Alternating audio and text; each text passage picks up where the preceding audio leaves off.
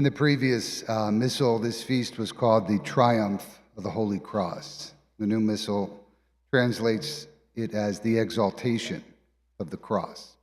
That's a much better word because it pulls out the subtle nuances of this feast. How is it that this brutal instrument of torture is exalted? Sort of contradictory if you think about it. The feast is actually rooted in the celebration of when St. Helena, who was the mother of the Emperor Constantine, went to Jerusalem and found the cross of Christ and found the tomb in which Christ was buried. And the way she found it was there was a whole colony of basil plants growing over the spot where the cross had been buried. And so today in the Eastern churches, they bless basil. It's a good idea to eat pesto today for dinner, just to keep the theme going. But you may ask, why did it take so long? This was around the year 326 that St. Helena went to Jerusalem to look for the cross. Well, immediately after the resurrection, the authorities in Jerusalem were said to have buried the cross and buried the tomb, just to try to shut down this Jesus movement, to try to say, the whole thing never even happened. And then, of course, Jerusalem was destroyed by the Romans, people were scattered, and Christianity itself operated in the shadows, underground. Once the Emperor Constantine issued the famous Edict of Milan, which really granted religious liberty that, as we would know it, in Christianity no longer had to hide, practice underground. And so St. Helena went and found this cross, and of course on the spot of the Holy Sepulchre is a giant basilica today, and a place of great worship for pilgrims from all over the world. Our readings, I think, today have this wonderful juxtaposition of some of the great scriptures. We hear Numbers chapter 21, story of Moses in the desert and the people getting bit by the serpents. And John 3:16, God so loved the world. A few years back, I went on a trip through the Grand Canyon, and as you're hiking, they warn you very carefully, please watch out for rattlesnakes. And sure enough, one day walking on one of the paths, right in front of me, there was this nice large rattlesnake. And when you see one, you just instantly freeze. It has that kind of gives you that kind of psychological effect on you, because it's dangerous, it's poisonous, you want to avoid it at all costs. Across cultures, the snake has represented evil and danger. Whether it's Judaism or Christianity, same is true in Hinduism, in the ancient Aztec religions of North America, and in many parts of tribal Africa. The snake has sort of haunted human imagination from time immemorial. Snakes are mostly dangerous, hence we get the association with sin and evil. And the question of what to do about the serpent is really a way of asking the question of what to do about evil. And the scriptures today give a very clear and confident answer to that question. Verse 14 of the Gospel looks back at our first reading from the book of Numbers. We just heard the story of how the Israelites, just freed from bondage in Egypt, no sooner start grumbling and complaining. And of course, that grumbling and complaining opened the Israelites up for evil and suffering. And, that's usually what happens when we start to grumble and complain, when we start to gripe.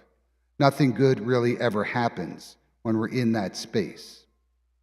And so the Israelites get bit by poisonous snakes, and they go to Moses, their high priest, for help. And Moses does what a priest is supposed to do. He intercedes for his people. He begs God to stop this tragedy. And so God tells him to mount a bronze serpent on a pole, and all who look at it will be saved. It's a rather strange and mysterious symbol. And the ancient rabbis are very quick to remind people that It wasn't the bronze serpent that healed anyone, but rather it was the power of God that was behind the image. So you could see the association with the cross.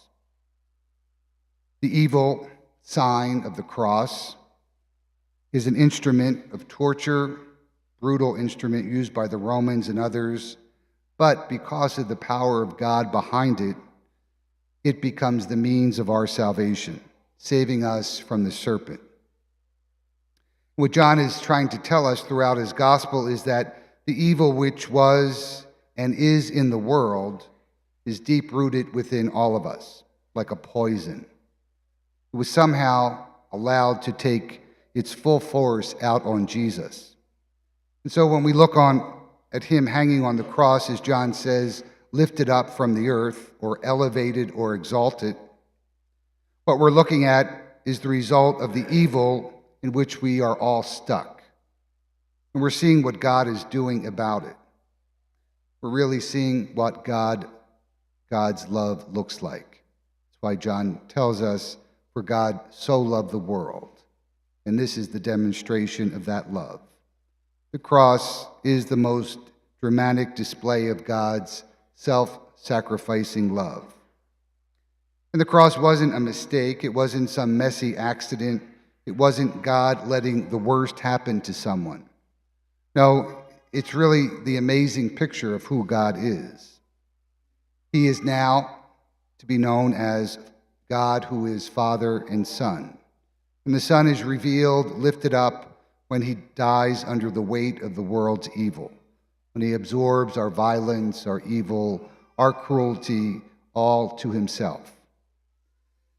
The cross then becomes the ultimate ladder between heaven and earth. But here's the thing. The cross is not God's magic wand that wipes out evil. Precisely because evil lurks deep within each of us, for healing to take place, we ourselves must be invited and involved in the process. This doesn't mean that we just have to try to get a little bit better, work a little harder to be good. That never works. You might as well teach a snake to sing. All we can do, just as the Israelites could do, is to look and trust. To look at Jesus on the cross, to see in him the full display of God's saving love, and to trust in him. The cross really is the ultimate sign of contradiction. And this feast, where we celebrate a horrible instrument of torture, is even more contradictory. But it is the cross that draws the line between light and darkness, between judgment and salvation, as John tells us. The darkness is evil and must be condemned, because it is defacing and destroying God's good creation and preventing people from coming forward into God's new creation. The point of our feast today is that you don't have to be condemned, killed by the venomous snake. You don't have to let the serpent kill you. God's action in the crucifixion of Jesus has been planted as a sign in the middle of history. And the sign says, believe and live.